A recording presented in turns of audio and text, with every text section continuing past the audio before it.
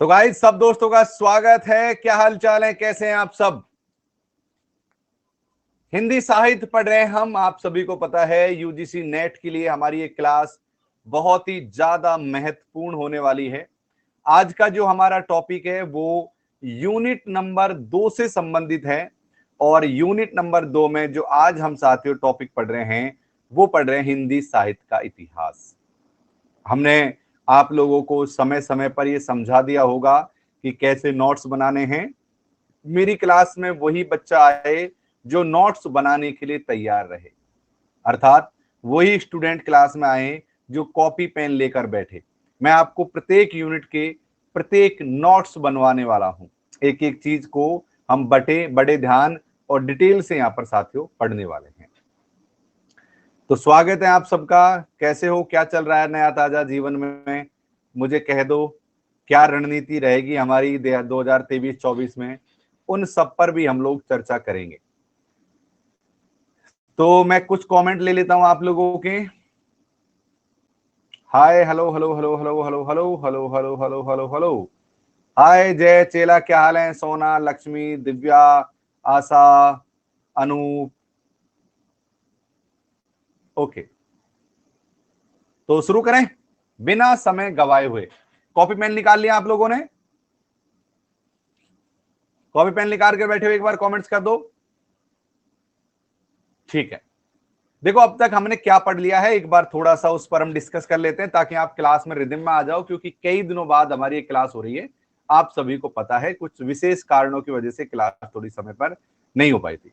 हमने अब तक क्या पढ़ लिया? हमने अब तक इतिहास लेखन की पद्धति समझ ली, जैसे वर्णाक्रम पद्धति किसे कहते हैं, कालानुक्रम पद्धति किसे कहते हैं ये समझ लिया, वैज्ञानिक पद्धति किसे कहते हैं ये समझ लिया, विधेयवादी पद्धति किसे कहते हैं ये समझ लिया, और उसमें रामचंद्र शुक्ल, रामस्वरूप चतुर्वेदी का क्या अपना मत है, दर्शन किसे कहते हैं, इस पर भी हमने अच्छे से चर्चा कर ली है। ओके गाइज, तो अब हम यहां पर पढ़ रहे हैं अलग अलग लोगों ने अलग अलग समय पर क्या किया था, इतिहास ग्रंथ लिखे और उन इतिहास ग्रंथों में अलग अलग समय कालखंडों में उन्हें बांटने की कोशिश की थी। अब एक सवाल जो कई बार हमसे बहुत ही ज्यादा महत्वपूर्ण रूप में पूछ लिया जाता है वो साथियों ये है, क्योंकि साहित्य इतिहास ग्रंथों को हमसे पूछ लिया जाता है। क्या पूछ लिया जाता है? साहित्य इतिहास ग्रंथों को हमसे पूछ लिया जाता है। तो मैंने यहां पर क्या किया है, आप लोगों के लिए क्रम से साहित्य इतिहास के ग्रंथों को मैं आपके यहां पर लेकर आ गया हूं। हाँ बिल्कुल, क्रम से हम आज इनको पढ़ेंगे। एक ही चीज आप ध्यान रखना।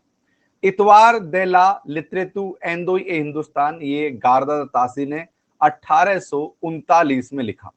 आप में से कोई विद्यार्थी मुझे ये बता सकता है कि ये जो ग्रंथ इन्होंने लिखा है वो कौन सी भाषा में लिखा गया है? क्या आप इसके बारे में मुझे बता सकते हो? एक बार कमेंट्स करके बता दीजिए कौन सी लैंग्वेज में इसको लिखा गया है।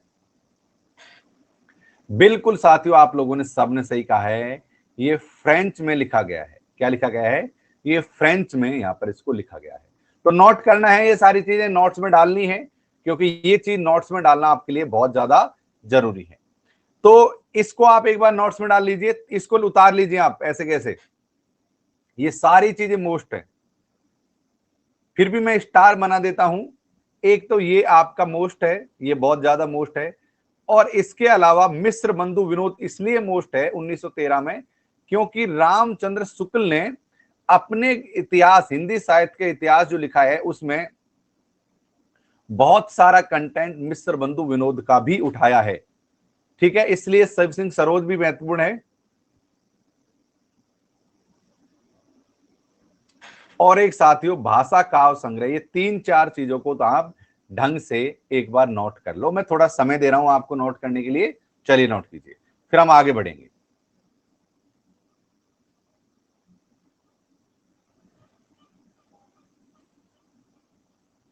मोहित, दिव्या, रूपा, आंचल, आरती, सबीना, अनुप्रिया, चेला जय, सबरीना, सब दोस्तों का स्वागत है।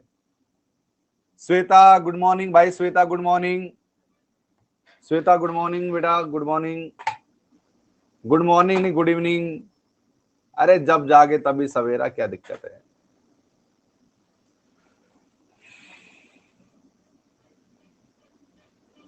हाय इसी का स्वागत भाई, स्वागत।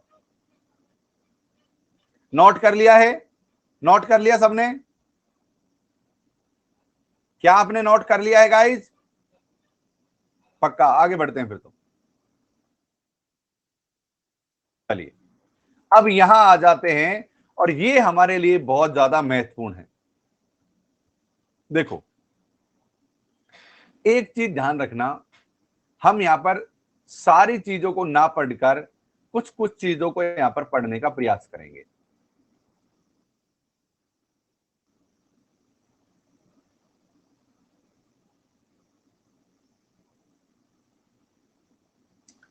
देखो जो साहित्य इतिहास ग्रंथों का जो कालक्रम है और विभाजन है ना, वो तीन तरीके से किया गया है। पहला है प्रवृत्ति के आधार पर, प्रवृत्ति के आधार पर। एक है साथियों साहित्यकार के आधार पर, और एक है इतिहास के आधार पर। जैसे आपने देखा होगा, हमने छायावाद, प्रगतिवाद, प्रयोगवाद, है ना, ऐसे कालखंडों में भी बांटा है। इसका मतलब क्या हुआ, इनको हमने प्रवृत्ति के आधार पर बांटा है। फिर आपने देखा होगा भारतेंदु काल, द्विवेदी काल।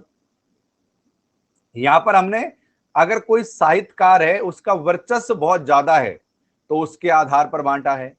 और हमने ऐतिहासिक रूप से भी चीजों को बांटा है, आदिकाल, मध्यकाल और आधुनिक काल के रूप में भी चीजों को यहां पर बांटा गया है।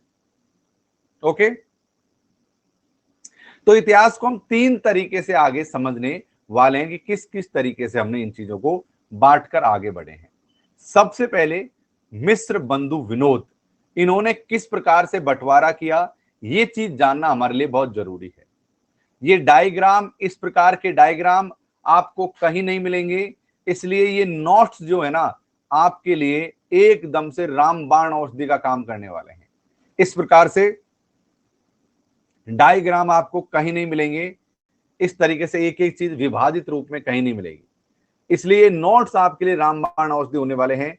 किसी किताब में आपको ये देखने के लिए नहीं मिलेगा। ओके, ये मेरी अपनी प्रोसेस है जिसको मैं अभी थोड़ा समय बाद में आप लोगों के लिए लेकर आऊंगा। गागर में सागर क्या है, आपने आज के समय में देखा होगा। सबसे पहले क्या आपने देखा होगा, वीर काल, रेती काल, भक्ति काल, आधुनिक काल। आपने इस तरीके की चीजें देखी होंगी। लेकिन यहां पर क्या होता है, रामचंद्र शुक्ल ने अपने हिसाब से लिखा, मिस्र बंधु विनोद ने अपने हिसाब से लिखा, राम कुमार वर्मा ने अपने हिसाब से लिखा, नगेंद्र ने अपने हिसाब से लिखा, बच्चन सिंह ने अपने हिसाब से लिखा। हर किसी का अपना अपना तरीका है काल विभाजित करने का। तो यहां पर आपसे कोई ये कहे कि फलाना काल का डेट ये है, तो उससे लड़ना झगड़ना नहीं है।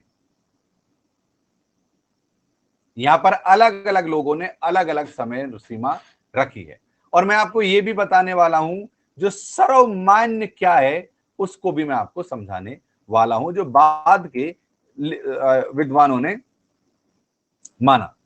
देखो मिस्र बंधु विनोद ने शुरुआत में क्या माना, आरंभिक काल। आरंभिक काल यानी कि विक्रम संवत 700 से 1343 तक क्या है, पूर्व आरंभिक काल, और 1344 से 1444 तक उत्तर आरंभिक काल कहा। मिस्र बंधुओं ने फिर मध्यकाल के रूप में बांटा, मध्यकाल में पूर्व मध्यकाल और उत्तर मध्यकाल के रूप में बांटा। अगर आप यहां पर मिस्र बंधु विनोद की बात देखोगे ना, इन्होंने उत्तर पूर्व इन रूपों में बांटा है, पूर्व उत्तर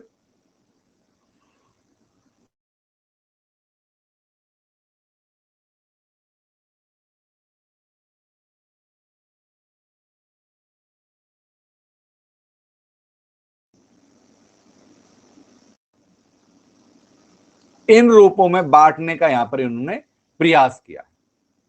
ओके, उत्तर को तो आपको समझने में इनको बहुत ही आसानी हो जाएगी। ठीक है गाइस, इनको समझने में आपको आसानी हो जाएगी। मिस्र बंधु विनोद। अब हमारा सबसे महत्वपूर्ण, आपको डायग्राम बनाना है। लिखिए, ऊपर लिखिए रामचंद्र शुक्ल कृत हिंदी साहित्य का इतिहास। ऐसा ही डायग्राम बनाना है आपको, सेम टू सेम अपने नोट्स में यही डायग्राम बनाना है, ऐसे के ऐसे डिट्टो कॉपी करना है ये डायग्राम। इसीलिए ये पता है क्या चीज है,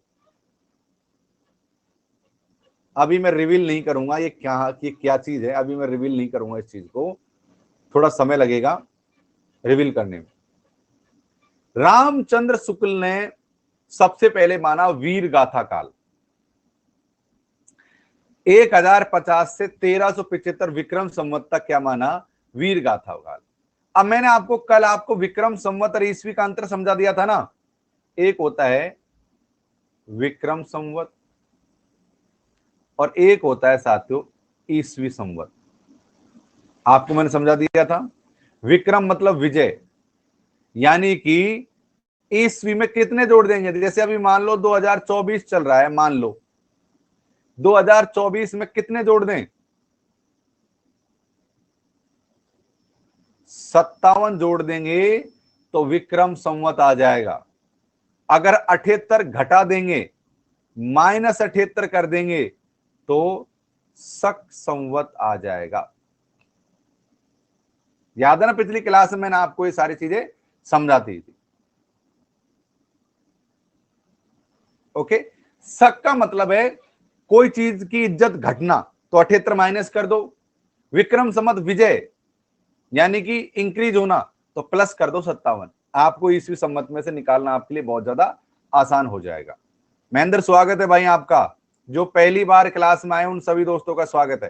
कितने लोग पहली बार क्लास में आए हैं आज, बताइए। अंजलि का भी स्वागत है।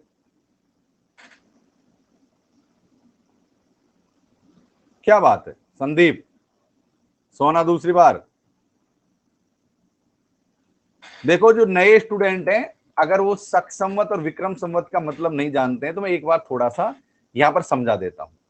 शक संवत,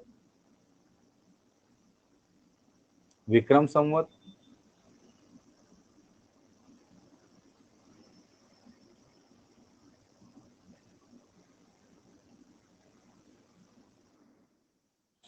इधर देखिए, एक हो गया साथियों शक संवत, ईस्वी संवत और विक्रम संवत।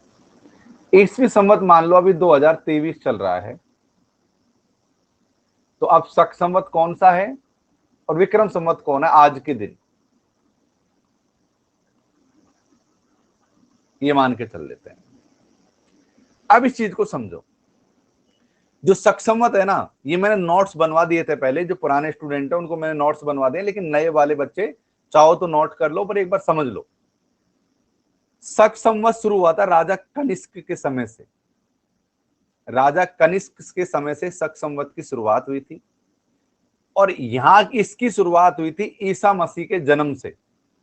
ईसा मसीह के जन्म से ईस्वी संवत की शुरुआत मानी जाती है। अब क्या होता है, जो शक संवत है ना वो बाद का है और विक्रम संवत पहले का है। ईस्वी सन से 57 साल पहले राजा विक्रमादित्य, कौन है, राजा विक्रमादित्य ने इसकी शुरुआत की थी अपने राज्य को संपन्न और सुखी घोषित करने के बाद। तो मान लो आज 2023 चल रही है, तो 2023 में अगर मैं 57 जोड़ दूंगा तो विक्रम संवत आ जाएगा। अगर मैं 78 कम कर दूंगा तो शक संवत आ जाएगा।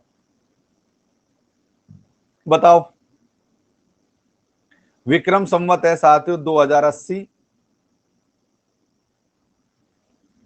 शक संवत बताओ कितना है, 78 कम कर दो 1945। अब आपको सीख गए, आप शक संवत और विक्रम संवत सीख गए गाइस। अब आप शक संवत और विक्रम संवत सीख गए हो क्या सारे लोग? तो इनमें आपको कंफ्यूजन होने की बिल्कुल भी आवश्यकता नहीं है। शक संवत और विक्रम संवत में। आगे मैं बढ़ूंगा, आगे मैं समझाऊंगा आप लोगों के लिए वीर गाथा काल 1050 से लेकर 1375 विक्रम संवत, कंफ्यूज मत होना। उसके बाद में रामचंद्र शुक्ल ने पूर्व मध्यकाल और उत्तर मध्यकाल कहा। पूर्व मध्यकाल को भक्ति काल कहा, उत्तर मध्यकाल को रीति काल कहा। 1375 से लेकर 1700 विक्रम संवत तक क्या माना है? भक्ति काल माना है।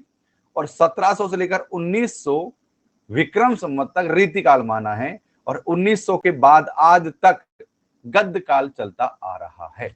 गद्य काल में उन्होंने भारतेंदु काल, द्विवेदी काल और तीसरा काल ऐसे रूपों में यहां पर बांटने की कोशिश की थी। इसको अपनी कॉपी में एज ए टीज उतार लीजिए, नोट्सों में शामिल कर लीजिए, क्योंकि ये नोट्सों के लिए बहुत ही ज्यादा जरूरी उपयोगी चीज है। अपने नोट्सों में शामिल कर लीजिए इनको।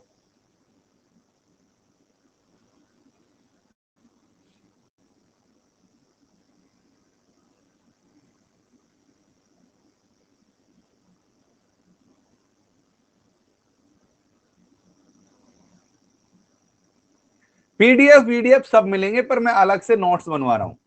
आपको सारे पीडीएफ मिलेंगे, सारे नोट्स मिलेंगे, पर मैं आप लोगों को अलग से नोट्स अपनी कॉपी में तैयार करवा रहा हूं डेली बेसिस पर। एक छात्रा ने मुझसे सवाल किया था क्लास के आरंभ में ही, यहां पर भाई अर्चना है क्या? क्लास में अर्चना है क्या इस समय? अर्चना क्लास में है क्या?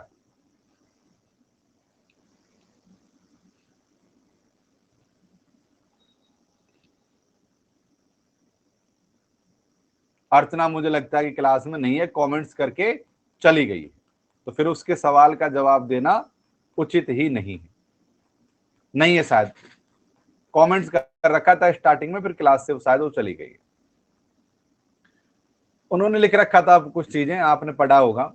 अच्छा सुनो, यहां पर एक चीज का आपको ध्यान रखना जरूरी है। सारे नोट्स मिलेंगे, लेकिन मैं आपको पूरे 10 के 10 यूनिट पढ़ाऊंगा। शुरुआत मैंने यूनिट नंबर 2 से की है, मैं पूरा यूनिट, पूरा कोर्स करवाऊंगा मैं मेरी तरफ से। एक बार पढ़ा रखा है पूरा कोर्स, एक बार फिर से पढ़ाऊंगा मैं आप लोगों के लिए पूरा कोर्स। ठीक है, एक बार मैं आप लोगों के लिए पूरा कोर्स फिर से पढ़ाने वाला हूं।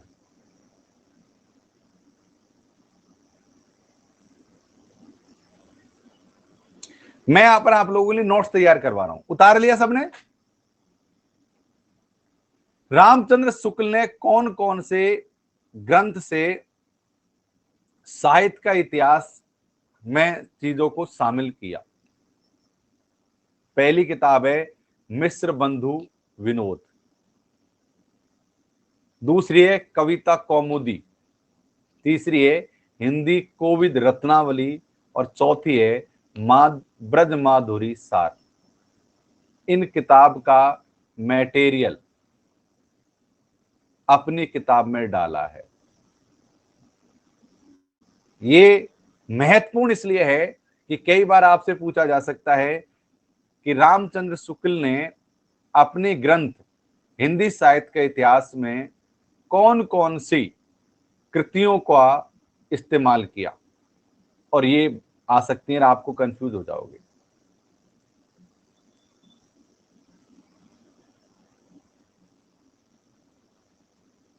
ठीक है, पढ़ लिया है, ये महत्वपूर्ण है। थैंक यू दीक्षा। दीक्षा कह रही है आपके पढ़ाने से अच्छा लग रहा है।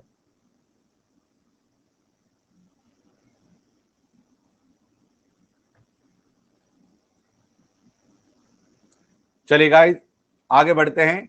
ये रामचंद्र शुक्ल का समय सारणी थी जो हमने पढ़ ली है। आगे बढ़ने से पहले मैं आप लोगों को बता दूं, जो स्टूडेंट नए हैं इस क्लास में या पहली बार क्लास देख रहे हैं, उनसे कहना चाहता हूं कि मैंने ये जो कोर्स आप लोगों के लिए चलाया है, ये जो कोर्स आप लोगों के लिए चलाया है, इसकी शुरुआत मैंने 3 यूनिट से की है, लेकिन मैं ऑल 10 यूनिट्स ही पढ़ाऊंगा। ठीक है, एक चीज तो ये ध्यान रखना, मैं आपको सारे नोट्स बनवाऊंगा। इसके अलावा मैं आपको पेपर 1 भी पढ़ाता हूं, आपको ये भी जानकारी होनी चाहिए। ऑल पेपर 1 मैंने ऑलरेडी पढ़ा रखा है, और बाकी का भी हिंदी मीडियम में आपको पढ़ाता हूं।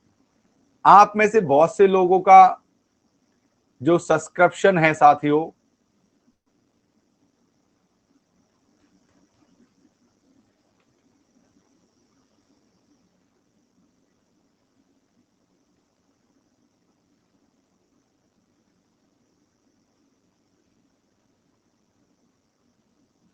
आप में से बहुत से लोगों का सब्सक्रिप्शन खत्म होने वाला होगा, या आप में से बहुत से लोग अपने दोस्त अगर सब्सक्रिप्शन लेना चाहते हैं या आप खुद रिन्यू कराना चाहते हैं, तो आपको लॉकेश 11 रेफरल कोड लगाना, जिससे आपको उस समय जो भी ऑफर चल रहा होगा उसका बेनिफिट मिल जाएगा।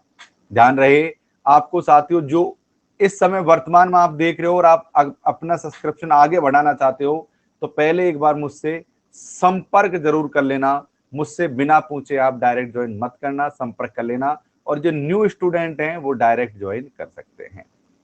ओके, रेफरल कोड आपको लॉकेश 11 आपको यहाँ पर ध्यान रखना है। आइए शुरुआत करते हैं हिंदी साहित्य का आलोचनात्मक इतिहास से। सर बेस्ट पढ़ाते हो ना,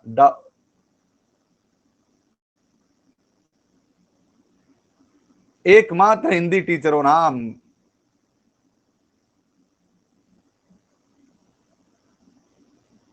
चलेगा।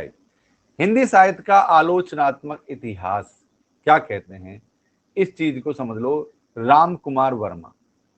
अब एक काम करना, यहां से आपको ये नोट्स पढ़ लेने हैं।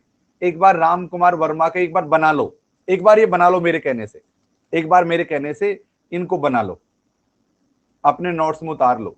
क्योंकि इस तरीके से एक एक चीज बांट बांट कर किसी किताब में नहीं लिख रखी है। और ध्यान रहे, ये किताब मार्केट में बहुत जल्द आने वाली है। ये बहुत बड़ा सरप्राइज है आपके लिए, बस आप तो एक बार इसको उतार लो, लिख लो। अभी कुछ चीजें आपके लिए बहुत तगड़ी तगड़ी सरप्राइज कर रहा हूं मैं, एक बार इसको उतार लो आप तो। हिंदी साहित्य का आलोचनात्मक इतिहास ये राम कुमार वर्मा का है और ये है हजारी प्रसाद द्विवेदी का। इसलिए दोनों मोस्ट हैं, ये भी मोस्ट है और ये भी मोस्ट है, क्योंकि इन्होंने का ये क्या है, बंटवारा है।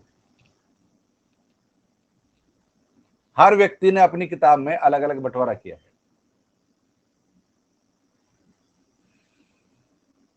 10 AM की क्लास शो नहीं हो रही है सर, कल से हो जाएंगी सारी क्लास शो समय पर। एक्चुअली आपको पता है मैं कुछ दिनों से क्लास नहीं ले पा रहा था। आपको पता है दिल्ली में क्या हालात हो रहे हैं, दिल्ली के हालात आपको पता होंगे, न्यूज देखते होंगे आप, इसलिए क्लास नहीं हो पा रही थी। चाहकर भी मैं क्लास ले ही नहीं पा रहा था, क्या करूं, इंटरनेट नहीं चल रहा है, वाईफाई नहीं चल रहा है, तो क्लास कैसे लूं, लाइट नहीं आ रही है कितनी दिक्कत हो गई थी अपने आप में, पता है, चारों तरफ त्राहीमाम त्राहीमाम।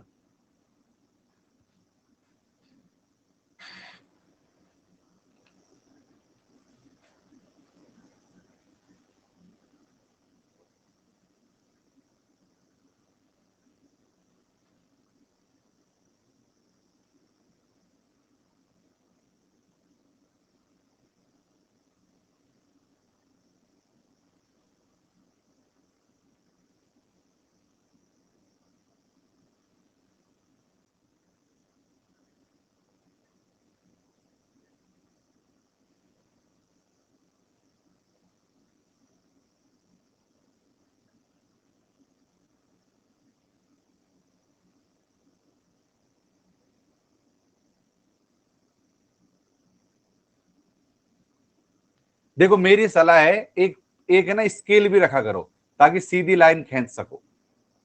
अच्छे से नोट्स बनाओ मजे से, तब मजा आएगा पढ़ने में। मैंने भी पूरे बना रखे हैं।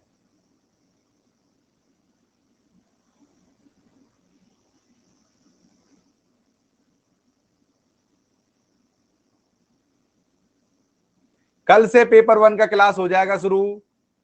मैं कह रहा हूं कल से पेपर 1 का क्लास नियमित रूप से 10 बजे शुरू हो जाएगा, सुबह 10 बजे। अब सब कुछ चीजें ठीक हो गई हैं, अब कोई दिक्कत नहीं है, 10 बजे से शुरू हो जाएगा, बोल दिया।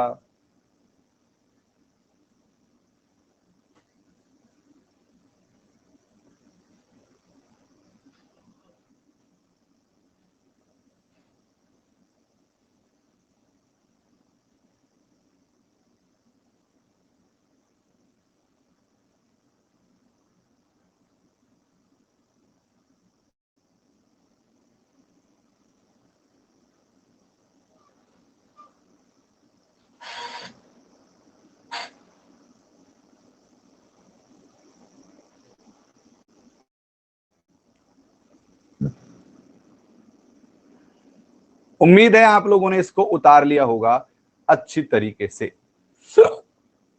हिंदी का वैज्ञानिक इतिहास किसने लिखा? हिंदी का वैज्ञानिक इतिहास किसने लिखा बताओ? हिंदी का वैज्ञानिक इतिहास।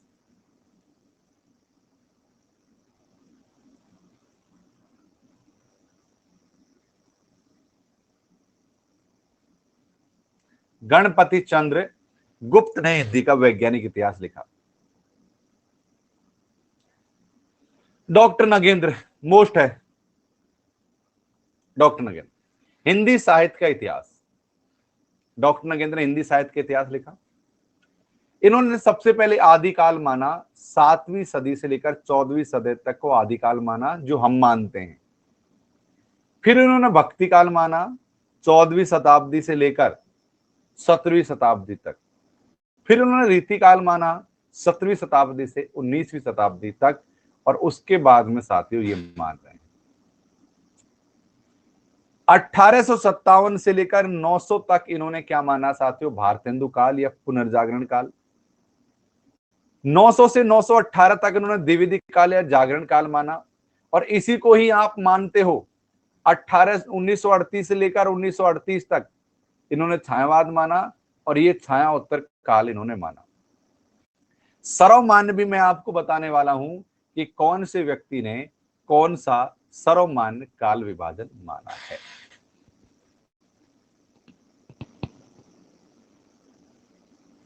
ये है साथियों आपका सर्वाधिक सर्वमान्य काल विभाजन। सबसे पहले 1843 से, बहुत से लोग इसको 1850 से लेकर 1900 मांगते हैं। देखो, जो लोग 1850 कह रहे हैं वो भी सही है, जो 1843 कह रहे हैं वो भी सही है। द्विवेदी काल को 1900 से लेकर 1938 तक माना गया है। कुछ लोग 1918 से लेकर 1936 तक इसको मानते हैं, वो भी सही है। तो यहां पर साथियों प्रगतिवाद, प्रयोगवाद, नई कविता, साठोत्तरी कविता, समकालीन कविता, ये साथियों क्या है? आपकी सर्वमान्य काल विभाजन इनको मान।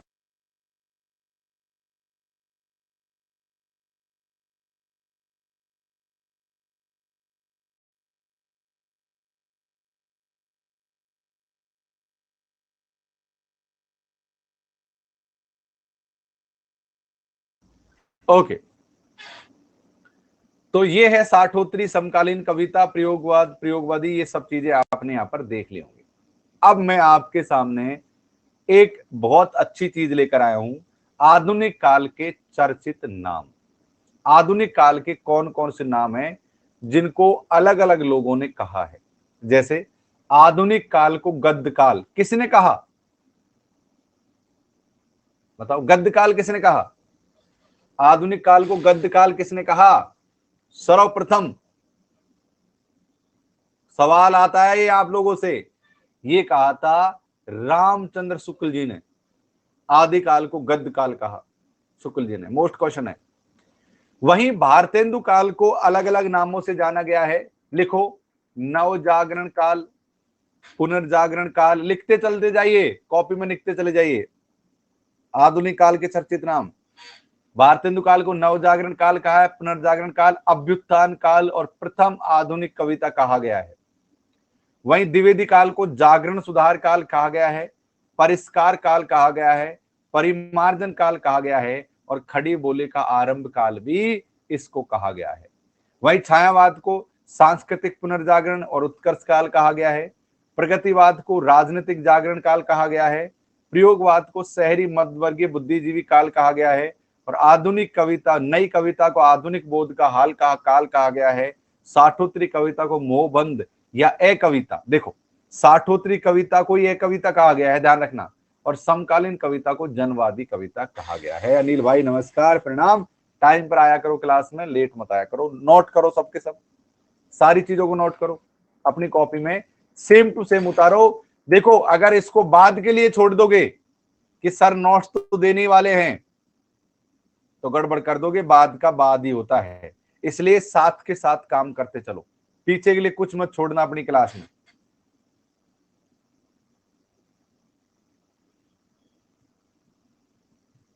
उतारो सबके सब, और उतार दे तो कमेंट बताना कि सर हो गया, आगे बढ़ो।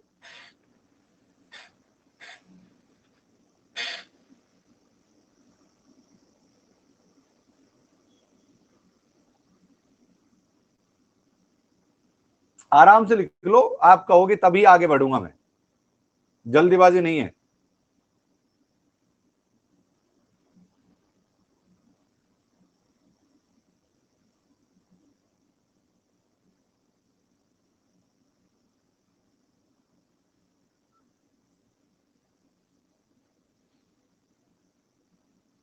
कीर्ति फिर से बना लो, अगर पहले बना लिए थे तो फिर से बना लो। न करत करत अभ्यास के जड़ मत होत सुज्ञान, और रसरी आवत जात ते सिल पर पड़त निशान। अच्छी बात है, पहले बना लिए, फिर से बना लो।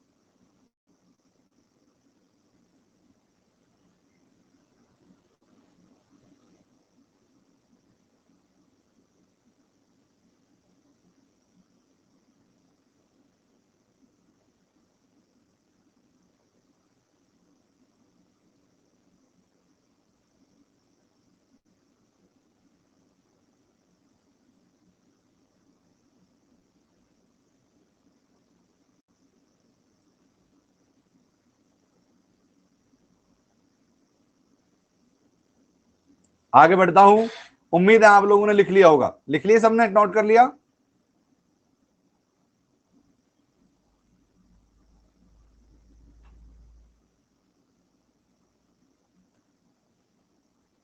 ये सबसे महत्वपूर्ण चीज आप लोगों के लिए, हिंदी साहित्य का आरंभ कब से हुआ है और कौन कौन से व्यक्ति ने हिंदी साहित्य को कब से माना है, आइए उसी चीज को समझते हैं। सबसे पहले गारदाद तासी, जिन्होंने अपना ग्रंथ 1800 कब लिखा था? गारदाद तासी ने अपना ग्रंथ कब लिखा था बताओ?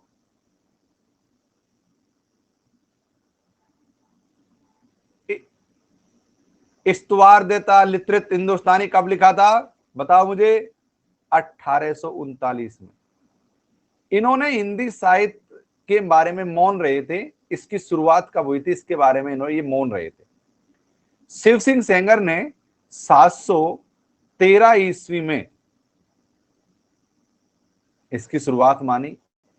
ग्रेसन ने कहा कि 643 ईस्वी की शुरुआत है हिंदी साहित्य की। मिश्र बंधुओं ने भी 643 माना, राजकुमार वर्मा ने भी 693 माना, और राहुल सांकृताय ने 769 हिंदी साहित्य की शुरुआत मानी। लेकिन वही रामचंद्र शुक्ल ने 993 ईस्वी को, ये विक्रम संमत है, इसी का ईस्वी सन है, 993 ईस्वी को हिंदी साहित्य का प्रारंभ माना। तो अगर आपसे कोई कहे कि भाई हिंदी साहित्य का आरंभ कब से है, तो आप इन सनों का कुछ कह सकते हो। वहीं हजारी प्रसाद द्विवेदी ने 10वीं शताब्दी इसका आरंभ माना, और वहीं गणपत चंद्र गुप्त ने 1184 से इसकी हिंदी साहित्य की शुरुआत मानी। ठीक है, वैसे डायरेक्ट रूप से यहां से क्वेश्चन नहीं आते हैं, लेकिन एक बार यहां से आप इन चीजों को जरूर से देख सकते हो।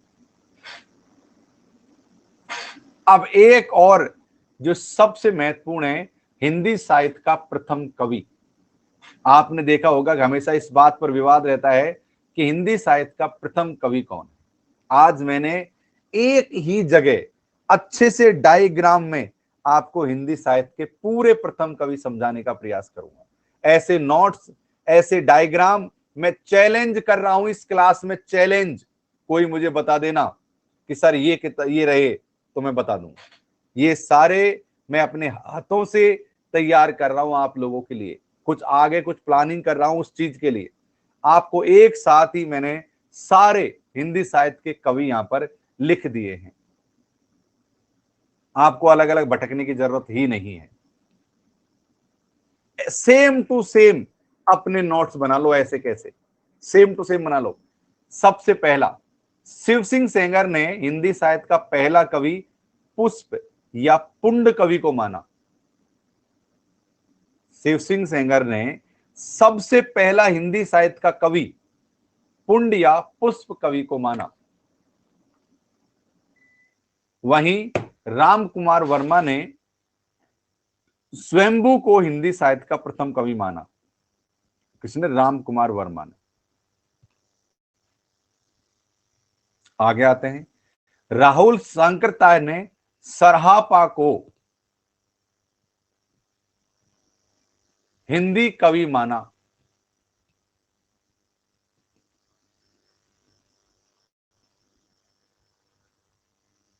वहीं साथियों, हजारी प्रसाद द्विवेदी ने अब्दुल रहमान को हिंदी का पहला कवि माना।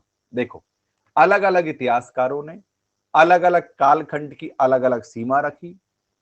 हिंदी साहित्य की शुरुआत कब से हुई इसके बारे में अलग अलग मत हैं, और हिंदी साहित्य का प्रथम कवि कौन है इसके बारे में भी सबके अलग अलग मत हैं।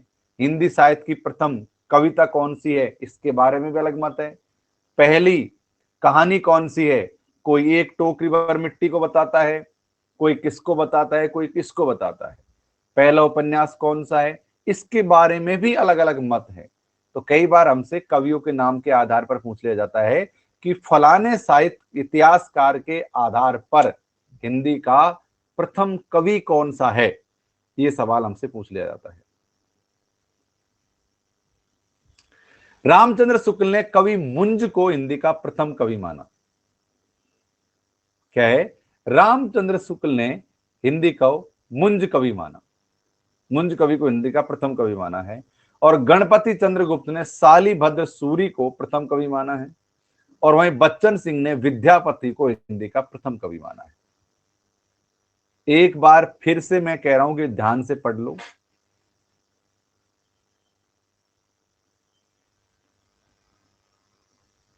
ध्यान से पढ़ो, चलो एक बार खुद के मन में रीड करो और फिर उतारो इनको। सेम टू सेम बनना चाहिए डायग्राम हर किसी की कॉपी में।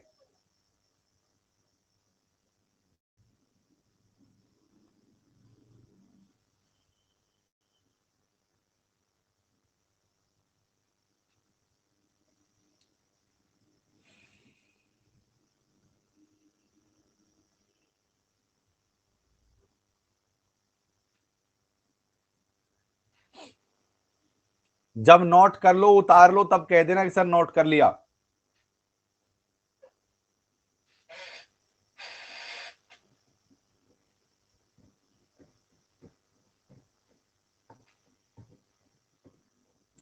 चंद्रशेखर कह रहे हैं सर बच्चन सिंह वाला एग्जाम में आया था, यहां से हर बार क्वेश्चन पूछा जाता है इसलिए इतना सीरियस होके आपसे काम करवा रहा हूं।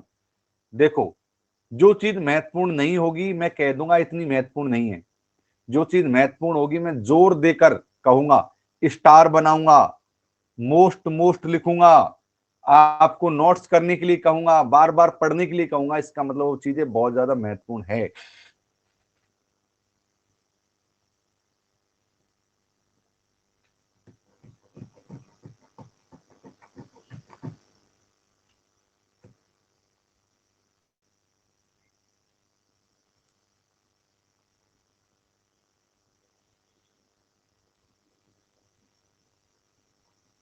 सर प्लीज पीएचडी का एंट्रेंस एग्जाम में क्या पढ़े वो बता दीजिए। रिसर्च पढ़ लो बेटा, एक तो रिसर्च पढ़ो और दूसरा आपको क्या पढ़ना है, आपका सिलेबस में जो जो टॉपिक है उनको कवर कर लो। आप सिलेबस डाउनलोड कर लेना।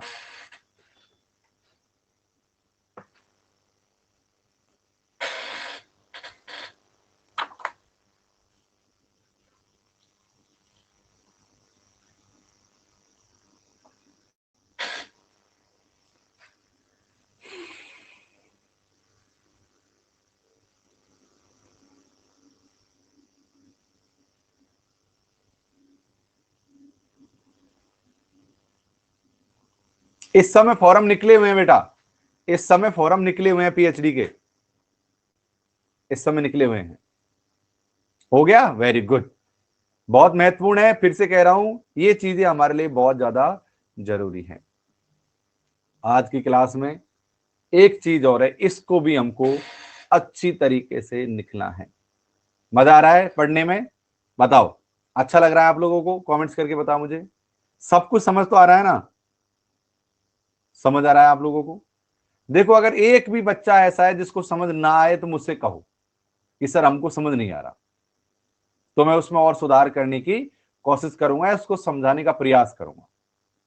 ये मत कहना बाद में कि सर वो चीज फलाने टीचर का समझ नहीं आता है, अभी कह दो कि अगर आपको समझ नहीं आ रहा तो मुझसे कह दो।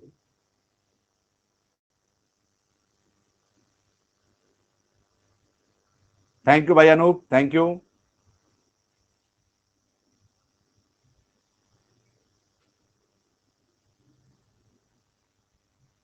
ओके दीपांशु, लियाकत, आप में से कितने लोग हैं जो मेरी क्लास में बहुत दिनों से आते हैं? बहुत दिनों से मतलब बहुत दिनों से आते हैं, मुझे बहुत दिनों से जानते हैं। आप में से ऐसे कितने लोग जो मुझे बहुत दिनों से जानते हैं, चाहे यूट्यूब के थ्रू जानते हो, चाहे अकेडमी के थ्रू जानते हो, बहुत दिनों से? चंद्रशेखर जानता है, भागश्री जानती है, दिव्या है ही, मोहित सर यूट्यूब से जानते हैं, अनूप ठीक है, अनूप तो है ही अपना खास चेला, जय ओके, कीर्ति, लक्ष्मी, तनुजा है ही मुझे पता है, आंचल, आंचल आ गई है, पूर्णिमा है, आशा है, पारुल है यूट्यूब से, राहिल जानता है मुझे। सर अर्जुन बैच कब आएगा? कल से शुरू करेंगे सोनू, चिंता ना करें। लियाकत ओके,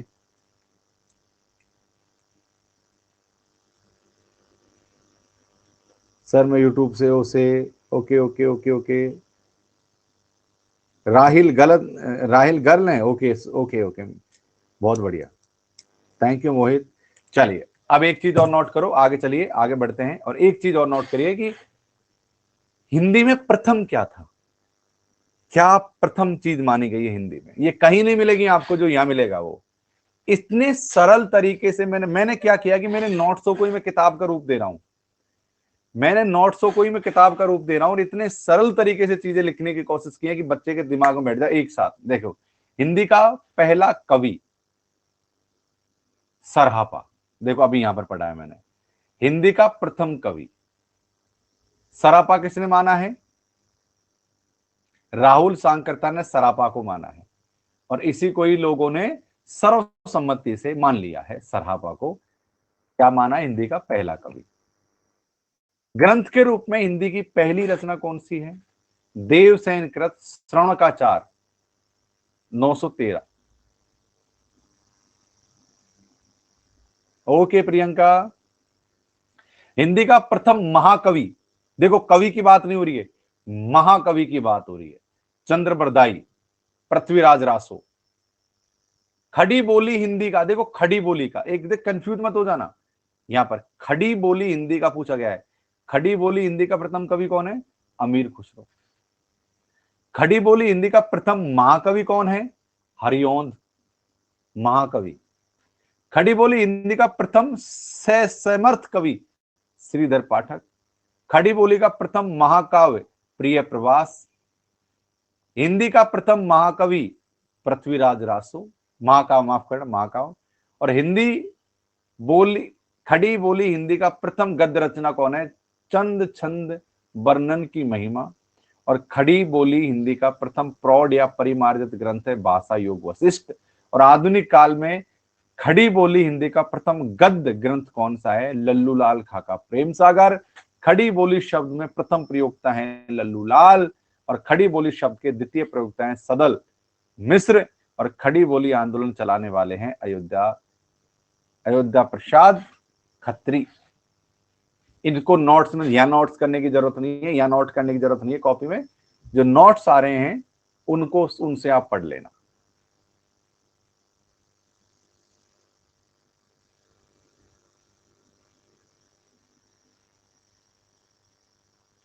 पीवाई क्यूज ही आता है निशा उसमें भाई, सब कुछ पीवाई क्यूज ही आता है।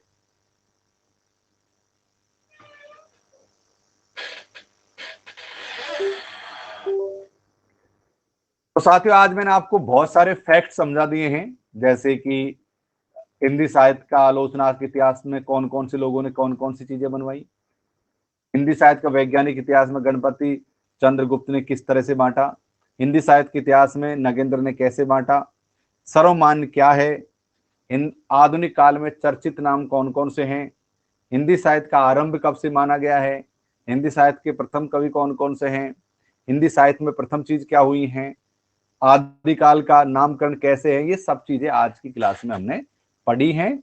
आज की क्लास में हमने इन चीजों को समझा है।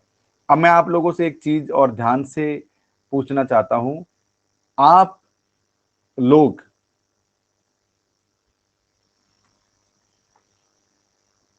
क्या सभी क्लास को रेटिंग देकर जाते हैं? मुझे बताओ, लाइक करके जाते हैं, रेटिंग देकर जाते हैं? जब आपने क्लास खत्म होती होगी, जब रेटिंग वाला ऑप्शन आता होगा, सब पे टिक करके जाते हैं, लाइक करके जाते हैं, कमेंट्स करके जाया करो सबके सब। मुझे नाम शो होता है, झूठ मत बोलना, मुझे नाम शो होता है बाद में कौन कौन देता है उसका, इसलिए दिया करो। मुझे नाम शो होता है वहां पर बाद में। लाइक किया करो, कमेंट्स किया करो, ये सब काम किया करो आप लोग।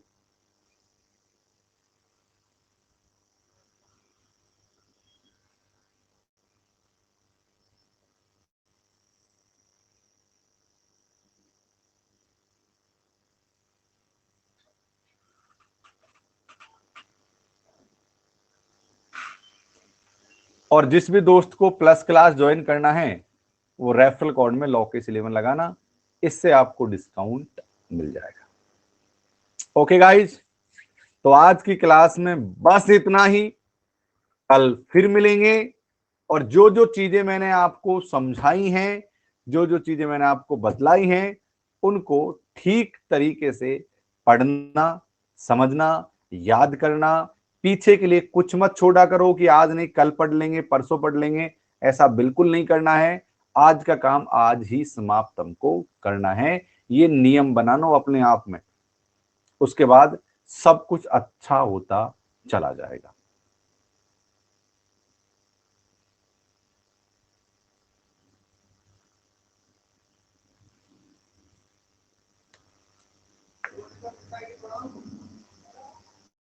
Okay guys, thank you, thank you, love you all, ख्याल रखो अपना। शुक्रिया शुक्रिया शुक्रिया शुक्रिया शुक्रिया।